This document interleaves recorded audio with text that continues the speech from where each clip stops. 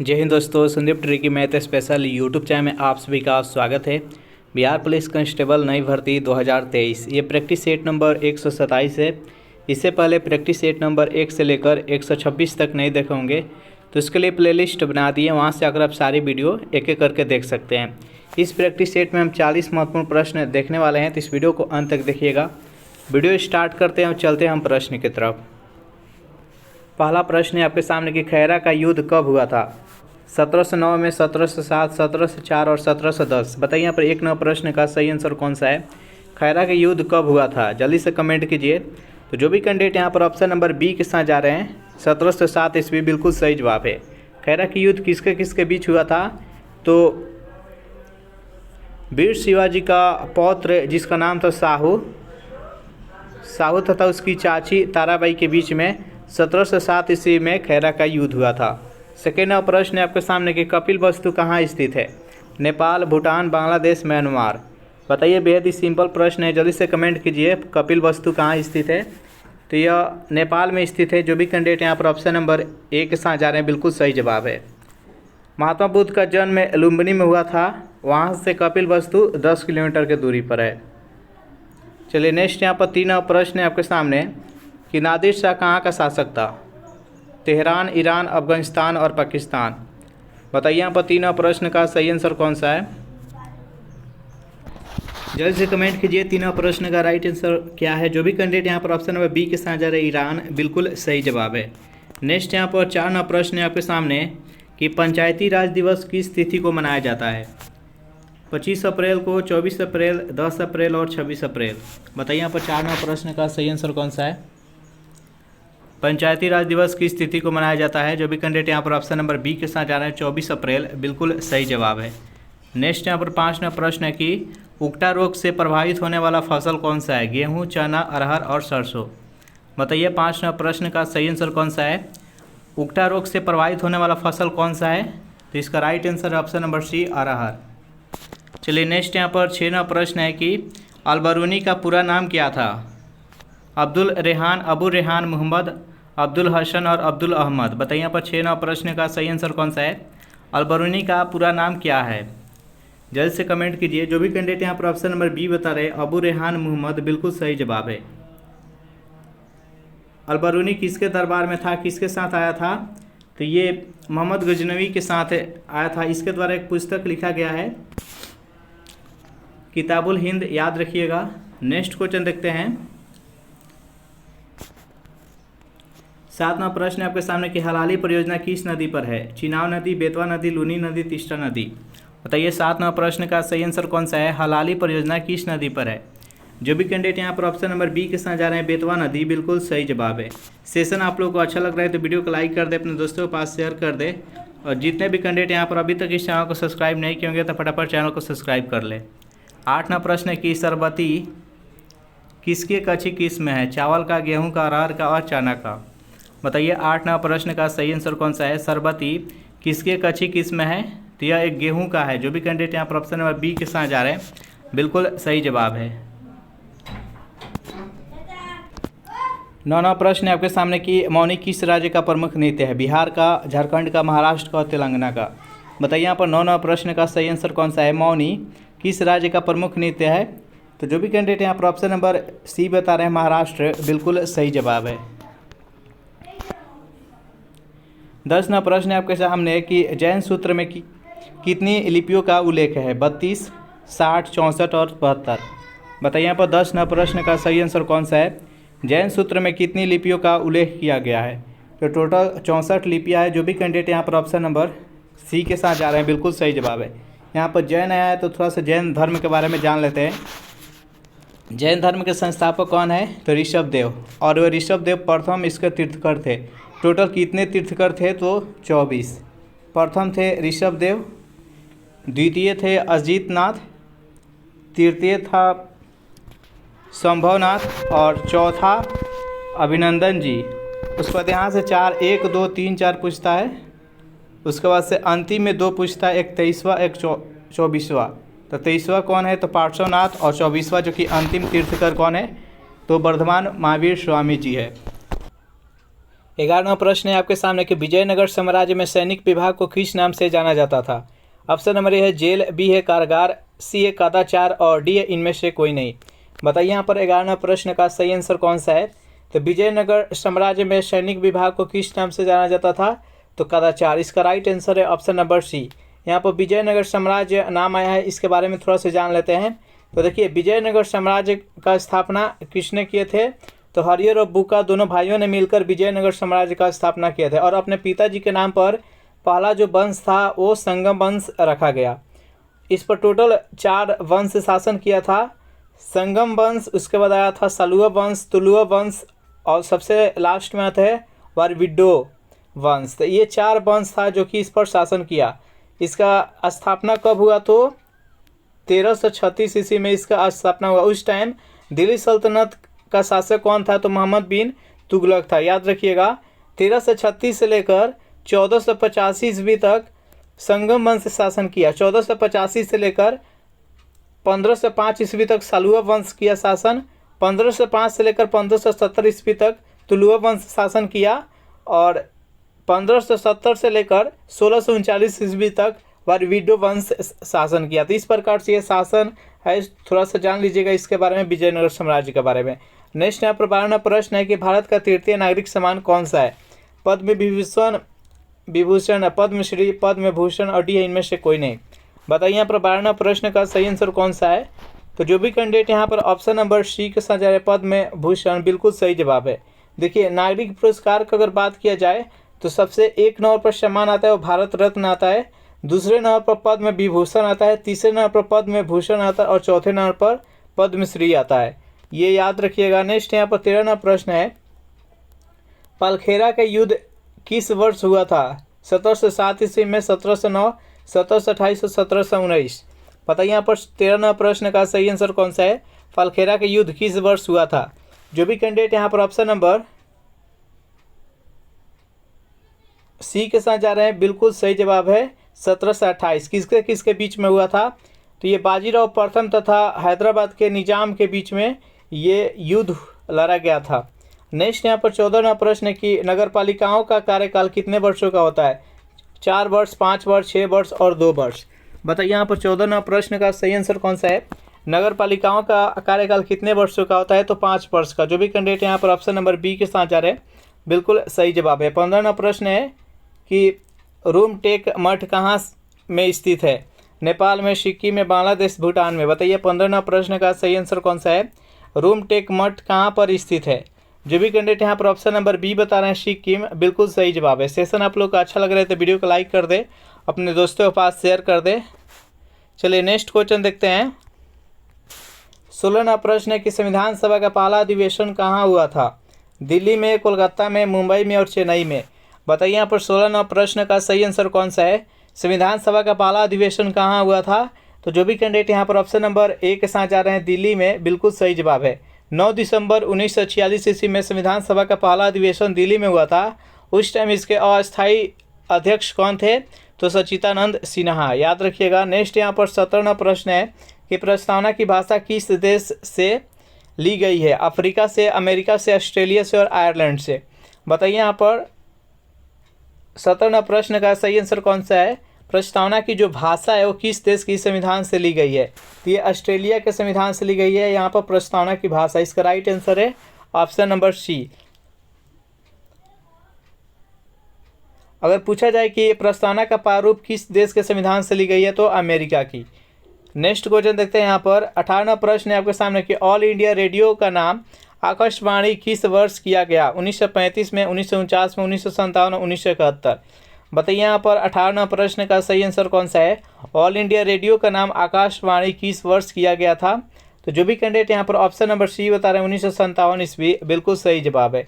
Session आप लोग को अच्छा लग रहा है तो वीडियो को लाइक कर दे, अपने दोस्तों के पास शेयर कर दे और जितने भी कैंडिडेट अभी तक इस चैनल को सब्सक्राइब नहीं किए होंगे तो फटाफट इस चैनल को सब्सक्राइब कर ले। 19वां प्रश्न है आपके सामने कि रक्षा प्रबंधन कॉलेज कहाँ में स्थित है। अहमदाबाद में, सिकंदराबाद में, अजीमाबाद में और विशाखापट्टनम में। बताइए यहाँ पर 19वां प्रश्न का सही आंसर कौन सा है। रक्षा प्रबंधन कॉलेज कहाँ पर स्थित है। तो जो भी कैंडिडेट यहाँ पर ऑप्शन बी के साथ जा रहे हैं सिकंदराबाद, बिल्कुल सही जवाब है। 20वां प्रश्न है कि इंद्रावती राष्ट्रीय उद्यान किस राज्य में स्थित है। छत्तीसगढ़ में, उत्तराखंड में, उड़ीसा में और सिक्किम में। बताइए यहाँ पर 20वां प्रश्न का सही आंसर कौन सा है। इंद्रावती राष्ट्रीय उद्यान किस राज्य में स्थित है। जो भी कैंडिडेट यहाँ पर ऑप्शन नंबर ए के साथ जा रहे हैं छत्तीसगढ़, बिल्कुल सही जवाब है। नेक्स्ट यहाँ पर 21वां प्रश्न है कि पोटवार पठार किस देश में स्थित है। अफगानिस्तान में, भूटान में, नेपाल में और पाकिस्तान में। बताइए 21वां प्रश्न का सही आंसर कौन सा है। पोटवार पठार किस देश में स्थित है, तो ये पाकिस्तान में स्थित है। जो भी कैंडिडेट यहाँ पर ऑप्शन नंबर डी के साथ जा रहे हैं, बिल्कुल सही जवाब है। 22वां प्रश्न है आपके सामने कि महारानी विक्टोरिया का घोषणा पत्र किसने पढ़कर सुनाया था। लॉर्ड वेलेस्ली ने, लॉर्ड रिपन ने, लॉर्ड कैनिंग ने और डी है इनमें से कोई नहीं। बताइए यहाँ पर 22वां प्रश्न का सही आंसर कौन सा है। महारानी विक्टोरिया को घोषणा पत्र पढ़कर किसने सुनाया था, तो लॉर्ड कैनिंग ने।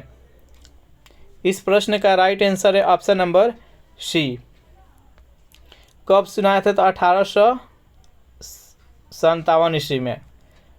चलिए नेक्स्ट यहाँ पर 23वां प्रश्न है कि शिवाजी को पहाड़ी चूहा और साहसी डाकू किसने कहा था। औरंगजेब ने, बलवान, इल्तुतमिश ने और डी इनमें से कोई नहीं। तो बलवान भी नहीं थे उस टाइम शिवाजी के समय में और इल्तुतमिश भी नहीं थे। इसका right answer option number A, Aurangzeb.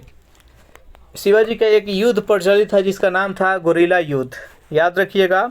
और शिवाजी ने एक समझौता भी किए थे, संधि भी किए थे जिसका नाम है पुरंदर के संधि 1665 ईस्वी में। ये भी याद रखिएगा यहाँ से। और एक है शिवाजी के एक मंत्री मंडल था जिसका नाम था अष्टप्रधान। ये याद रखिएगा, पूछा जाता है कि किसका मंत्रिमंडल का नाम है अष्टप्रधान, तो वीर शिवाजी, छत्रपति शिवाजी। नेक्स्ट यहाँ पर 24वां प्रश्न है कि अशोक मेहता समिति किस सरकार के दौरान बनी थी। कांग्रेस की, बीजेपी की, जनता सरकार और डी है इनमें से कोई नहीं। बताइए यहाँ पर 24वां प्रश्न का सही आंसर कौन सा है। तो अशोक मेहता समिति किस सरकार के दौरान बनी थी, तो ये जनता सरकार के। तो इसका राइट आंसर है ऑप्शन नंबर सी। 25वां प्रश्न है आपके सामने कि भारत का पहला प्रायोजित सीरियल कौन सा है। बुनियाद, हम लोग, संसार, डी है इनमें से कोई नहीं। बताइए यहाँ पर 25वां प्रश्न का सही आंसर कौन सा है। भारत का पहला प्रायोजित सीरियल कौन सा है। तो जो भी कैंडिडेट यहाँ पर ऑप्शन नंबर बी के साथ जा रहे हैं हम लोग, बिल्कुल सही जवाब है। नेक्स्ट यहाँ पर 26वां प्रश्न है कि गुण समंदर की उपाधि किसने धारण की थी। अकबर ने, शाहजहां ने, बाबर ने और औरंगजेब ने। बताइए यहाँ पर 26वां प्रश्न का सही आंसर कौन सा है। गुण समंदर की उपाधि किसने धारण की थी। जो भी कैंडिडेट यहाँ पर ऑप्शन नंबर बी बता रहे हैं, शाहजहां, बिल्कुल सही जवाब है। नेक्स्ट यहाँ पर 27वां प्रश्न है आपके सामने कि डचों ने गोवा पर आक्रमण कब किए थे। 1663 ईस्वी में, 1611 ईस्वी में, 1639 ईस्वी और 1721 ईस्वी। जल्द से कमेंट कीजिए 27वां प्रश्न का सही आंसर कौन सा है। तो जो भी कैंडिडेट यहाँ पर ऑप्शन नंबर सी के साथ जा रहे हैं 1639 ईस्वी, बिल्कुल सही जवाब है। यहाँ पर डच आया है तो कुछ इसके बारे में जान लेते हैं कि यूरोपीय देशों का भारत में आगमन के क्रम है वो जान लेते हैं और कौन से ईस्वी में आए थे। तो सबसे पहले पुर्तगाल आया था, कब आया था, तो 1498 ईस्वी में। पुर्तगाल के बाद से डच आया था 1595 ईस्वी में।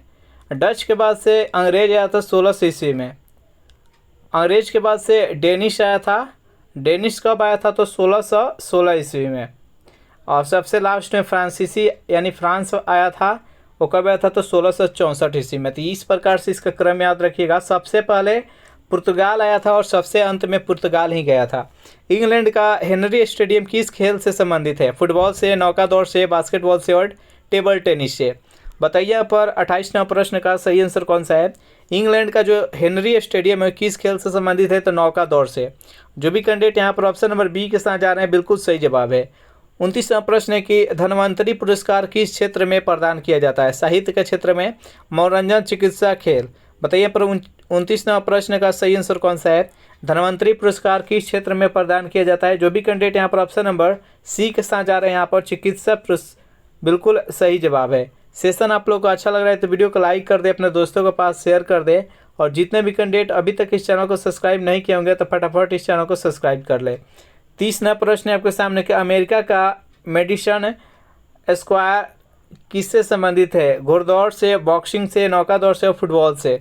बताइए यहाँ पर 30वां प्रश्न का सही आंसर कौन सा है। तो ये बॉक्सिंग से संबंधित है। जो भी कैंडिडेट यहाँ पर ऑप्शन नंबर बी के साथ जा रहे हैं, बिल्कुल सही जवाब है। यहाँ पर 31वां प्रश्न है कि दूसरे परमाणु परीक्षण को क्या नाम दिया गया था। शक्ति 98, पावर 99, हौसला 98 और विजय 98। बताइए यहाँ पर 31वां प्रश्न का सही आंसर कौन सा है। दूसरे परमाणु परीक्षण का क्या नाम दिया गया था। तो जो भी कैंडिडेट यहाँ पर ऑप्शन नंबर ए के साथ जा रहे शक्ति 98 बिल्कुल सही जवाब है। और पहले परमाणु परीक्षण का क्या नाम दिया गया था, तो बुद्धा स्माइल, याद रखिएगा। नेक्स्ट यहाँ पर 32वां प्रश्न आपके सामने कि बिलग्राम के युद्ध को अन्य किस नाम से जाना जाता है। तो मैसूर का युद्ध, पलखेड़ा का युद्ध, कनौज का युद्ध और बिजनौर का युद्ध। बताइए यहाँ पर 32वां प्रश्न का सही आंसर कौन सा है। बिलग्राम के युद्ध को एक और नाम से जाना जाता है क्या। तो जो भी कैंडिडेट यहाँ पर ऑप्शन नंबर सी के साथ जा रहे हैं कनौज का युद्ध बिल्कुल सही जवाब है। बिलग्राम का युद्ध या कनौज का युद्ध ये कब लड़ा गया था। तो यह 1540 ईस्वी में लड़ा गया था। किसके किसके बीच।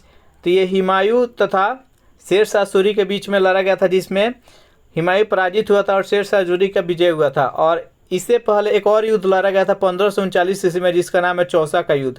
सेम उसका भी कंडीशन था, उसमें हुमायूं हारा था और शेरशाह सूरी जीते थे। नेक्स्ट यहाँ पर 33वां प्रश्न है कि महाभारत का फारसी अनुवाद किसके काल में हुआ था। अकबर के, बाबर के, औरंगजेब के और जहांगीर के। बताइए यहाँ पर 33वां प्रश्न का सही आंसर कौन सा है। महाभारत का फारसी अनुवाद किसके काल में हुआ था। जो भी कैंडिडेट यहाँ पर ऑप्शन नंबर ए के साथ जा रहे हैं अकबर बिल्कुल सही जवाब है। नेक्स्ट यहाँ पर 34वां प्रश्न है नगीना मस्जिद कहाँ में स्थित है। लखनऊ में, कानपुर में, आगरा में और दिल्ली में। बताइए यहाँ पर 34वां प्रश्न का सही आंसर कौन सा है। नगीना मस्जिद कहाँ स्थित है। तो यह आगरा में स्थित है। जो भी कैंडिडेट यहाँ पर ऑप्शन नंबर सी के साथ जा रहे हैं बिल्कुल सही जवाब है। नगीना मस्जिद किसने बनवाए थे। तो ये शाहजहाँ के द्वारा बनवाया गया था। इसका right answer option number C. 35वां प्रश्न है आपके सामने कि बुलंद दरवाजे का निर्माण किस वर्ष पूरा हुआ। 1561 ईस्वी में, 1555 ईस्वी, 1665 ईस्वी और 1575 ईस्वी। बताइए यहाँ पर 35वां प्रश्न का सही आंसर कौन सा है। बुलंद दरवाजे का निर्माण किस वर्ष पूरा हुआ था। जो भी कैंडिडेट यहाँ पर ऑप्शन नंबर डी के साथ जा रहे हैं 1575 ईस्वी बिल्कुल सही जवाब है। ये बुलंद दरवाज़ा है जो कि अकबर के द्वारा बनाया गया था। गुजरात पर विजय के उपरांत उसी के खुशी में अकबर के द्वारा ये बुलंद दरवाज़ा बनवाया गया था। कहाँ पर बनवाया गया था। तो फतेहपुर सीकरी में। नेक्स्ट यहाँ पर 36वां प्रश्न है कि संसद की लोक लेखा समिति में कितने सदस्य होते हैं। 15, 21, 17 और 22। बताइए यहाँ पर 36वां प्रश्न का सही आंसर कौन सा है। संसद के लोक लेखा समिति में कितने सदस्य होते हैं। जो भी कैंडिडेट यहाँ पर ऑप्शन नंबर डी के साथ जा रहे हैं बिल्कुल सही जवाब है। टोटल कितना इसमें सदस्य होते हैं। तो 22, जिसमें से 15 सदस्य होते हैं जो कि लोकसभा से आते हैं और 7 सदस्य आते हैं और जो राज्यसभा से आते हैं। और इसका चुनाव मात्र 1 वर्ष के लिए किया जाता है। नेक्स्ट यहाँ पर 37वां प्रश्न है कि भारत के संविधान के प्रस्तावना में प्रथम संशोधन कब हुआ था। 1976 में, 1979 में, 69 में और 75 में। बताइए यहाँ पर 37वां प्रश्न का सही आंसर कौन सा है। भारत के संविधान की प्रस्तावना में प्रथम संशोधन कब हुआ था। जल्दी से कमेंट कीजिए। जो भी कैंडिडेट यहाँ पर ऑप्शन नंबर ए के साथ जा रहे हैं बिल्कुल सही जवाब है 1976। संविधान के 42वें संविधान संशोधन 1976 में हुआ था और इसी में पहला संशोधन हुआ था। इसमें 3 शब्द जोड़ा गया था, समाजवादी, धर्मनिरपेक्ष तथा अखंडता। प्रस्तावना में कितने वर्ड जोड़ा गया था इस संशोधन के माध्यम से। तो 3 वर्ड। कौन कौन सा है। समाजवादी, धर्मनिरपेक्ष तथा अखंडता। नेक्स्ट यहाँ पर 38वां प्रश्न है कि काष्ठ विज्ञान प्रौद्योगिकी संस्थान कहाँ स्थित है। सिकंदराबाद में, बेंगलुरु में, भुवनेश्वर में और मुंबई में। बताइए यहाँ पर 38वां प्रश्न का सही आंसर कौन सा है। काष्ठ विज्ञान प्रौद्योगिकी संस्थान कहाँ स्थित है। तो जो भी कैंडिडेट यहाँ पर ऑप्शन नंबर बी के साथ जा रहे हैं बेंगलुरु बिल्कुल सही जवाब है। सेशन आप लोग को अच्छा लग रहा है तो वीडियो को लाइक कर दे और अपने दोस्तों के पास शेयर कर दे। और अभी तक जितने भी कैंडिडेट अभी तक इस चैनल को सब्सक्राइब नहीं किए होंगे तो फटाफट चैनल को सब्सक्राइब कर ले। 39वां प्रश्न आपके सामने है कि बाल मुरली कृष्ण का संबंध किस वाद्य यंत्र से है। सितार से है, बांसुरी से है, तबला से या वायलिन से है। जल्दी से बताइए यहाँ पर 39वां प्रश्न का सही आंसर कौन सा है। तो बाल मुरली कृष्ण का संबंध किस वाद्य यंत्र से है। तो वायलिन से है। जो भी कैंडिडेट यहाँ पर ऑप्शन नंबर डी बता रहे हैं बिल्कुल सही जवाब है। चलिए 40वां प्रश्न देख लेते हैं। हरित गृह प्रभाव का नाम किसने दिया था। मैसन ने, हैंसन ने, रॉबर्ट हुक ने और जेम्स हिक्की ने। बताइए यहाँ पर 40वां प्रश्न का सही आंसर कौन सा है। तो हरित गृह प्रभाव का नाम किसने दिया था। तो यह हैंसन के द्वारा दिया गया था। जो भी कैंडिडेट यहाँ पर ऑप्शन नंबर बी के साथ जा रहे हैं बिल्कुल सही जवाब है। हरित गृह प्रभाव क्या है? तो इससे वायुमंडलीय जो ताप होता है वो उसका टेम्परेचर बढ़ने लगता है। इस ग्रीन हाउस प्रभाव में कौन कौन सा घटक होते हैं? तो इसमें कार्बन डाइऑक्साइड होता है, मीथेन होता है और जल वाष्प होता है। ये 3 घटक मिलकर ग्रीन हाउस प्रभाव इफेक्ट डालता है। तो इसका नाम किसने दिया था? तो हैसन है, याद रखिएगा। नेक्स्ट यहाँ पर 41वां प्रश्न है कि गोलकुंडा राजवंश का संस्थापक कौन था? अहमद शाह था, कुली कुतुब शाह था, बहराम शाह था और नादिर शाह था। बताइए यहाँ पर 41वां प्रश्न का सही आंसर कौन सा है? गोलकुंडा राजवंश का संस्थापक कौन था? तो जो भी कैंडिडेट यहाँ पर ऑप्शन नंबर बी के साथ जा रहे हैं, कुली कुतुब शाह, बिल्कुल सही जवाब है। कुली कुतुब शाह के द्वारा ही 4 मीनार जो कि हैदराबाद में स्थित है, इसका निर्माण करवाया गया था। नेक्स्ट यहाँ पर 42वां प्रश्न है कि विश्व टेलीविजन दिवस किस तिथि को मनाया जाता है? 20 नवंबर को, 21 नवंबर को, 22 नवंबर को और 26 नवंबर को। बताइए यहाँ पर 42वां प्रश्न का सही आंसर कौन सा है? विश्व टेलीविजन दिवस किस तिथि को मनाया जाता है? तो जो भी कैंडिडेट यहाँ पर ऑप्शन नंबर बी के साथ जा रहे हैं, 21 नवंबर, बिल्कुल सही जवाब है। और टेलीविज़न का आविष्कार किसने किया था? तो जे.एल. बेयर्ड ने, याद रखिएगा, जे.एल. बेयर्ड। तो इस सेशन यहीं पर समाप्त होता है। सेशन आप लोग को कैसा लगा ज़रूर कमेंट करके बताइएगा। वीडियो आपको अच्छा लगा तो वीडियो को लाइक कर दे, अपने दोस्तों के पास शेयर कर दे। और जितने भी कैंडिडेट अभी तक इस चैनल को सब्सक्राइब नहीं किए होंगे तो फटाफट चैनल को सब्सक्राइब कर ले। Thanks for watching this video. मिलते हैं नेक्स्ट वीडियो में।